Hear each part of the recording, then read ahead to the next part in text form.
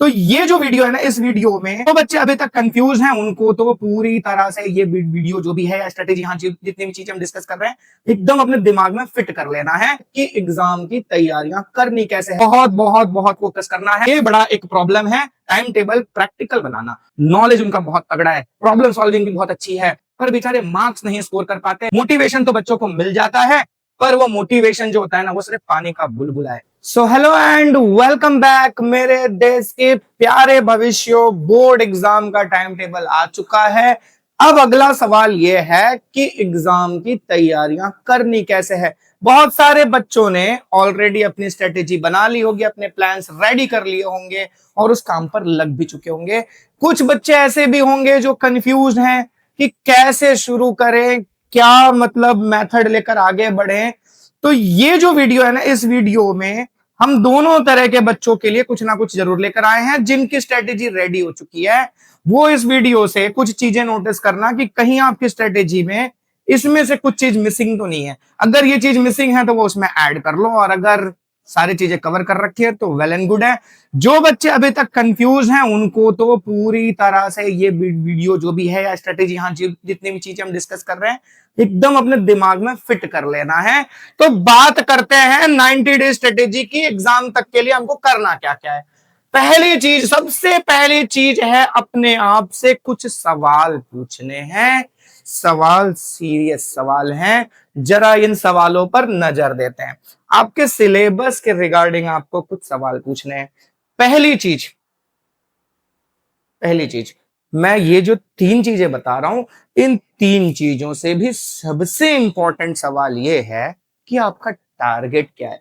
अगर आपने टारगेट नहीं डिसाइड किया है तो कोई मतलब नहीं है। सारी स्ट्रेटेजी एकदम, मतलब कह सकते हैं कितनी भी स्ट्रेटेजी बना लो फिर उस पर पानी फेर देने वाले हो, क्योंकि अंदर से सीरियसनेस नहीं आएगा जब तक टारगेट डिसाइडेड नहीं है। एकदम मतलब कह सकते हैं कि वेल प्लान्ड स्ट्रेटेजी वर्कआउट करने ही नहीं वाली। तो सबसे पहले अपना टारगेट डिसाइड करो। किसी का ऐसा होगा भाई उसे 95 के ऊपर लाना है, किसी का ऐसा होगा उसे 90 के ऊपर लाना है, किसी को 85 के ऊपर लाना है, किसी को 80 प्लस लाना है, कोई ऐसा भी होगा जो 60-70 में खुश है। तो अपनी पहले ना स्ट्रेटेजी के पहले टारगेट डिसाइड कर लो, एक चीज एक जगह लिख लो कि मुझे इतने परसेंटेज लाने हैं। अब ऐसा नहीं है कि कोशिश ही ना करो 50 में ला के 40 में ला के खुश हूं, ऐसा मत करना भैया। थोड़े सम्मानजनक मार्क्स का टारगेट रखना। तो टारगेट पहले डिसाइड करना है और उसके बाद क्या देखना है कि आपके टारगेट को लेकर क्या आपने जो सिलेबस की प्रिपरेशन है वो उस हिसाब से की है। सबसे पहले अपने आप से पूछो कितना टॉपिक आपके सब्जेक्ट्स में, कितना टॉपिक आपका कवर हो चुका है जिसको लेकर आप बहुत ज्यादा कॉन्फिडेंट हो कि इसमें से कुछ भी आएगा तो मैं जरूर लिख लूंगा और सही लिख लूंगा। और दूसरी चीज है कि पेंडिंग क्या क्या है, क्या बाकी है। ठीक है, तो उस बाकी चीज को भी हमको कवर करना है। एक चीज और सिलेबस के रिगार्डिंग कि आपकी स्ट्रेंथ और वीकनेसेस पर आपको फोकस करना है। एक जगह ना एक बुक लेके बैठो, उसमें ये चीजें नोटिस करो, और इसको नोटिस करके ऐसा नहीं कि फिर रद्दी में फेंक दो, उसे संभाल कर रखो, हर वक्त वो आपको काम आएगा। स्ट्रेंथ और वीकनेसेस मतलब किसी का ऐसा होता है कि उसका मैथ्स बहुत अच्छा होता है बट वो लंबे लंबे आंसर्स जो एसएस वगैरह में लिखने पड़ते हैं उसमें वो परेशान होता है। कुछ बच्चे ऐसे होते हैं जिनकी मेमोरी बहुत अच्छी होती है, याद करने की कैपेसिटी बहुत अच्छी है, लेकिन प्रॉब्लम सॉल्विंग में मैथ्स में उनको थोड़ी दिक्कतें होती हैं। तो अलग अलग तरह के, किसी का ग्रामर वीक होगा, किसी की राइटिंग खराब होगी। तो ऐसे बहुत कुछ चीजें होती हैं, अलग अलग स्टूडेंट्स के अपने अपने चैलेंजेस हैं, अपने अपने स्ट्रेंथ्स हैं। तो उन अपने स्ट्रेंथ्स को और अपनी वीकनेसेस को आप हाईलाइट करो, एक जगह लिखो। ठीक है। अच्छा, दूसरी चीज टूल्स के रिगार्डिंग, स्टडी मटेरियल आपके पास कितना है। सबसे बड़ी बात है भाई, आप जंग लड़ने जा रहे हो और आपके पास हथियार ही नहीं है तो फिर कोई मतलब ही नहीं है ना, आपका टाइम पास करने जा रहे हो, पहले ही बार में ढंग से उड़ा देगा कोई। तो जाहिर सी बात है आपके पास स्टडी मटेरियल सारे हैं कि नहीं, ये चीजें नोटिस करो। आपके पास सारे सब्जेक्ट्स की बुक्स, नोट्स वगैरह अवेलेबल है कि नहीं, आपके पास प्रैक्टिस करने के लिए क्वेश्चन पेपर्स अवेलेबल है कि नहीं। अब मैं कोई पेपर नहीं बेच रहा, ठीक है, आपको मार्केट से बहुत सारे असाइनमेंट्स वगैरह मिल जाएंगे, आप वो कोई भी प्रेफर कर सकते हो वो चीज, लेकिन आपके पास अभी से अवेलेबल होनी चाहिए। बाद में ढूंढने जाओगे मार्केट में नहीं मिलेगी, 10 दिन घूमोगे, उसका कोई मीनिंग नहीं है। अच्छा, और एक चीज ऑनलाइन की, बहुत सारे बच्चे सोचते हैं ऑनलाइन मंगा लेंगे। भाई सीबीएसई के ना बहुत सारे रिसोर्सेस ऑनलाइन आसानी से मिल जाते हैं, गुजरात बोर्ड का जल्दी नहीं मिलता। तो ऑनलाइन के भरोसे और बाद के भरोसे मत बैठना, जैसे ही मिल रहा है लेके रख लो। नोट्स वगैरह आपके पास रेडी होने चाहिए, सोल्यूशन सारी चीजों का होना चाहिए आपके पास। अब बोलेंगे मैथ्स वैथ्स का सोल्यूशन या किसी भी चीज का सोल्यूशन ऑनलाइन तो मिलता है, कुछ भी क्वेश्चन है फोन में डालो फट से आंसर मिल जाता है। भैया ये फोन पर बहुत ज्यादा डिपेंडेंट रहने वाला काम ना नहीं करना है। सॉल्यूशंस आपके पास रिटर्न फॉर्म में या प्रिंटेड फॉर्म में हार्ड कॉपी होनी चाहिए। इस तरह से प्लानिंग करके रख लो अपने पास अभी से, बाद में नहीं होगा। तीसरी चीज है स्किल्स, आपके सॉरी टूल्स में एक चीज और, वीडियोस और यूट्यूब चैनल्स।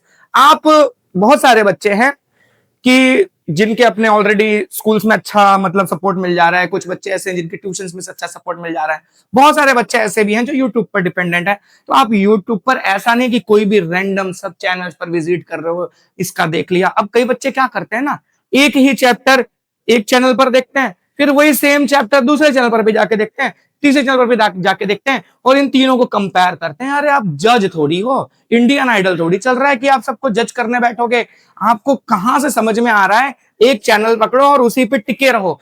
अब हो सकता है कि किसी एक चैनल का आपको मैथ्स पसंद आ रहा हो, किसी एक चैनल का आपको एसएस पसंद आ रहा होगा, वो चीजें आपको अभी से डिसाइड करके रख लेनी है, ताकि दोबारा जब आपको कुछ जरूरत पड़े और आप वीडियो ढूंढने जाओ तो आपको यूट्यूब पे जाके ऐसे अलग अलग टॉपिक सर्च करने की जरूरत नहीं, सीधा वो चैनल पर विजिट करो और उसका वीडियो निकाल के देख लो, आपका समय बचे।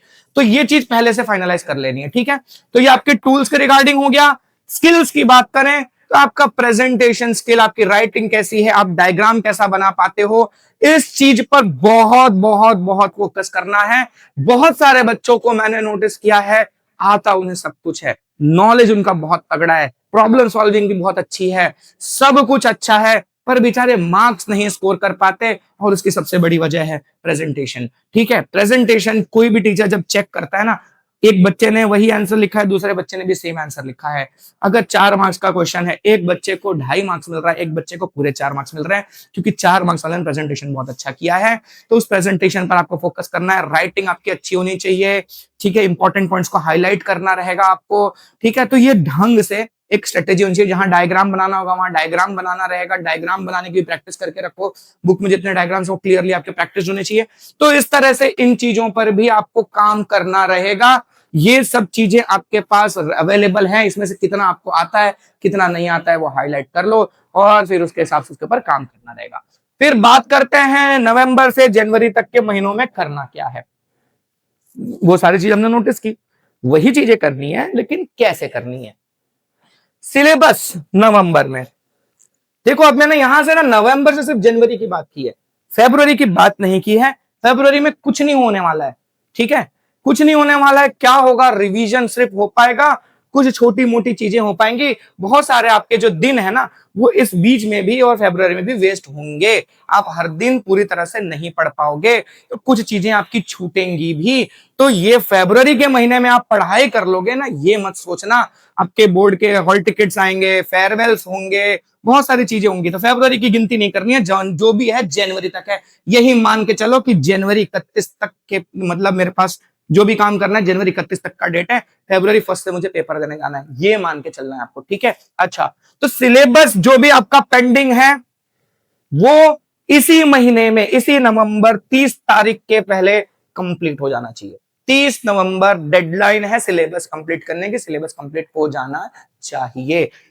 फिर आता है दिसंबर का महीना, तो दिसंबर में करना क्या है, पेपर्स सॉल्व करने हैं, ठीक है, असाइनमेंट पेपर सॉल्व करने हैं। अच्छा, अब एक चीज और नहीं, देखो कुछ बच्चों का ऐसा होगा जो सिलेबस पहले से कंप्लीट करके बैठ गए होंगे, आपने जो स्ट्रेटेजी बनाई है आप उसको फॉलो करो, जरूरी नहीं कि आप यही फॉलो करो। जिन्होंने नहीं बनाई है मैं उनके लिए बता रहा हूं, ठीक है। अगर हाँ जिन्होंने बना ली, मैंने बोला अगर कुछ मिसिंग है तो इसमें से वो चीज ऐड कर लेना, बार बार चीजों को चेंज करने की जरूरत नहीं है। अच्छा, तो नवंबर में सिलेबस कंप्लीट, दिसंबर में पेपर सॉल्विंग करने हैं। पेपर सॉल्व करते टाइम ये ध्यान रखना है कि 3 घंटे में जो पेपर खत्म करना होता है, मैं कोई भी एक असाइनमेंट का पेपर लेके बैठूंगा तो मुझे एटलीस्ट 2 घंटे 40 मिनट 20 मिनट पहले वो पेपर खत्म करना है, ठीक है। हालांकि 3 घंटे पेपर पूरे मिलेंगे आपको बोर्ड में, उसका टेंशन मत लो, लेकिन थोड़ी स्पीड मेंटेन करने के लिए ये मैं कह रहा हूं कि 2 घंटे 40 मिनट या 2 घंटे 45 मिनट में पेपर खत्म करने की कोशिश करना है, ठीक है। अच्छा, फिर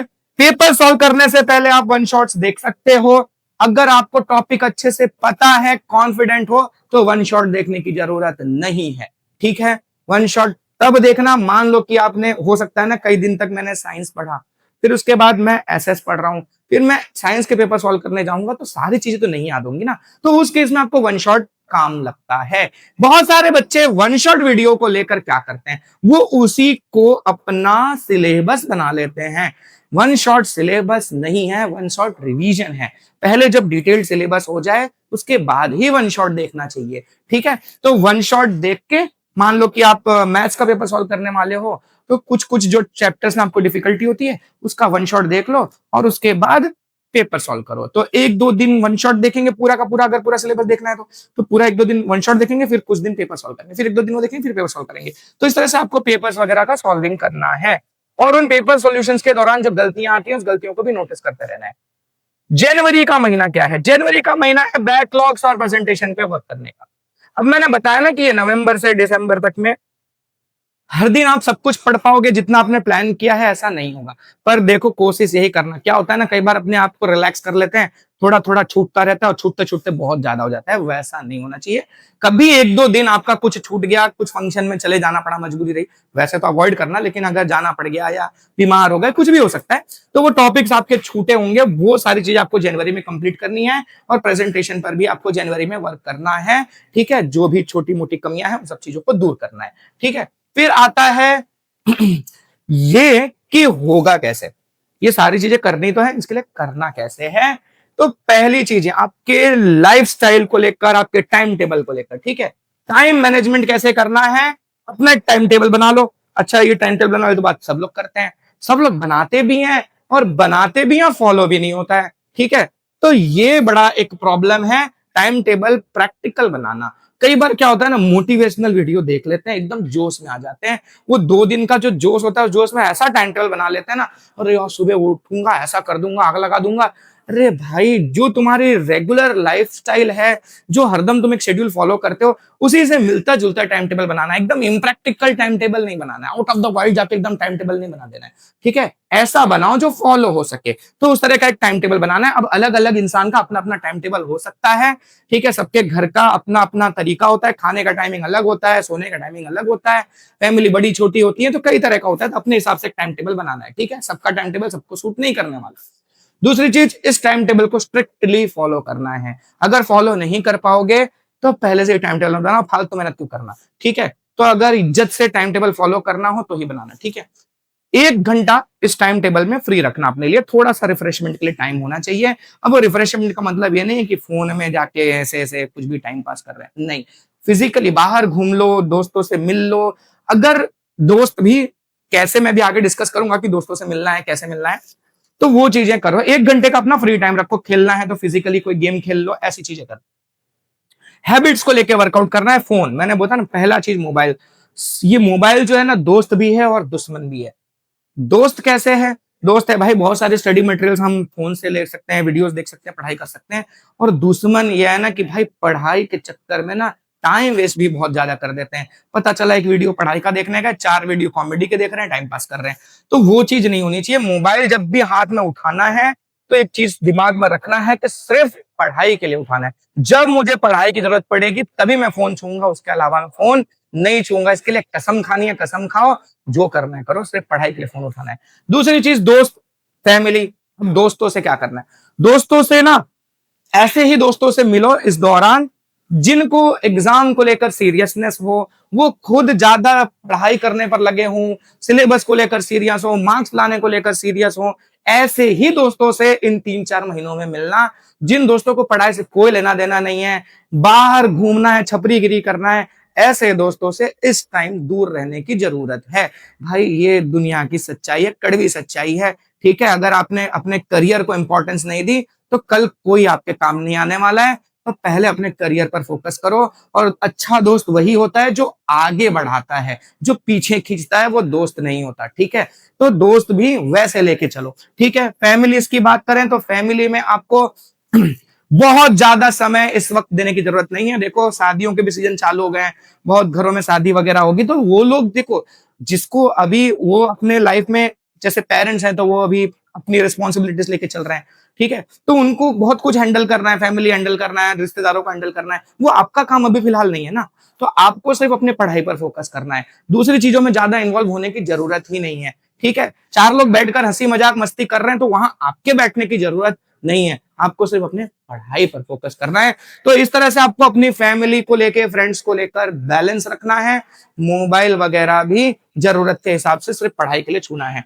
यूट्यूब की बात करें, यूट्यूब आपको किस तरह से हेल्प कर सकता है, मैंने पहले ही बताया, सिर्फ सिर्फ लर्निंग के लिए, ठीक है। आपको जाकर किसी के व्लॉग, ठीक है, कैरी मिनाटी के वीडियोस, ये सब देखने की जरूरत नहीं है, ठीक है। दूसरी चीज सॉरी मैंने नाम ले लिया, कहीं बोल मत देना भाई। अच्छा, योद्धा सीरीज, इस बीच में आपको योद्धा सीरीज हेल्प कर सकती है। योद्धा सीरीज जो पहली आई थी, पिछले साल हमने लॉन्च की थी एग्जाम से पहले, बहुत सारे बच्चों को उसका हेल्प मिला, तो बच्चों ने मुझे बहुत मतलब कह सकते हैं कि सपोर्ट भी किया इसमें और काफी कुछ उनको बेनिफिट मिला है। तो उस वजह से मुझे भी एक मोटिवेशन मिला कि फिर से ये सीरीज लॉन्च की जाए, सेकंड वर्जन। अच्छा, कोई पैसे नहीं देने, टेंशन मत लो, तो ये सीरीज फ्री है। हाँ, पिछली बार के योद्धा सीरीज में मैंने एसएस के वीडियोस, कुछ साइंस के तो मैंने लास्ट मोमेंट में कुछ कुछ वीडियोस डाले थे, ज्यादा वीडियोस नहीं डाले थे, लेकिन इस बार एसएस के साथ मैथ्स और साइंस दोनों के इंपॉर्टेंट टॉपिक्स के वीडियोस आएंगे। योद्धा सीरीज में आपके साथ इंपॉर्टेंट क्वेश्चन डिस्कस किए जाएंगे, एग्जाम तक हम आपके साथ रहेंगे, ठीक है। तो अगर आप इस मतलब कह सकते हैं कि इस सीरीज का फायदा उठाना चाहते हैं तो कनेक्टेड रहना, ठीक है, चैनल सब्सक्राइब कर लेना और नोटिफिकेशन आइकन वगैरह पे क्लिक कर लेना। अब ये सारी चीजों के दौरान मैंने एक चीज कही, मोटिवेशन। मोटिवेशन तो बच्चों को मिल जाता है, पर वो मोटिवेशन जो होता है ना, वो सिर्फ पानी का बुलबुला है, थोड़े समय में फूट जाता है। तो 2 दिन 3 दिन में ये मोटिवेशन ना छू मंतर हो जाता है, तो वैसा नहीं होगा, ठीक है। सिर्फ मोटिवेशन से नहीं होगा, डिटर्मिनेशन से होगा। आपके अंदर डिटर्मिनेशन होना चाहिए। अगर आपने सोच रखा है कि हाँ मेरा ये टारगेट है और ये मुझे कैसे भी अचीव करना है ना, तो आप उसके लिए मेहनत कर पाओगे। सिर्फ 2 दिन के मोटिवेशन से नहीं चलने वाला है, ठीक है। तो डिटरमाइंड रहो, एकदम डिसिप्लिन रहो और लगातार अपने काम पर लगे रहो। आपका कुछ छूट रहा है टॉपिक जो आपने डिसाइड किया हिसाब से, तो उसकी चिंता करो, बाकी की चिंता आपको नहीं करनी है। तो जैसा भी आपको ये वीडियो लगा हो, कमेंट सेक्शन में बताना। अगर आपकी कुछ हेल्प हो पा रही हो तो बाकी लोगों को भी शेयर करना, ताकि उन तक भी ये मदद पहुंच सके। और योद्धा सीरीज और बाकी जो वीडियोस हैं जो मैंने आपसे वादा किया है, वो सारी चीजें लेकर मिलते रहेंगे। और आपके अपने रिक्वायरमेंट्स भी कमेंट सेक्शन में बताते रहना। मिलते हैं नेक्स्ट वीडियो में, टिल देन बाय बाय।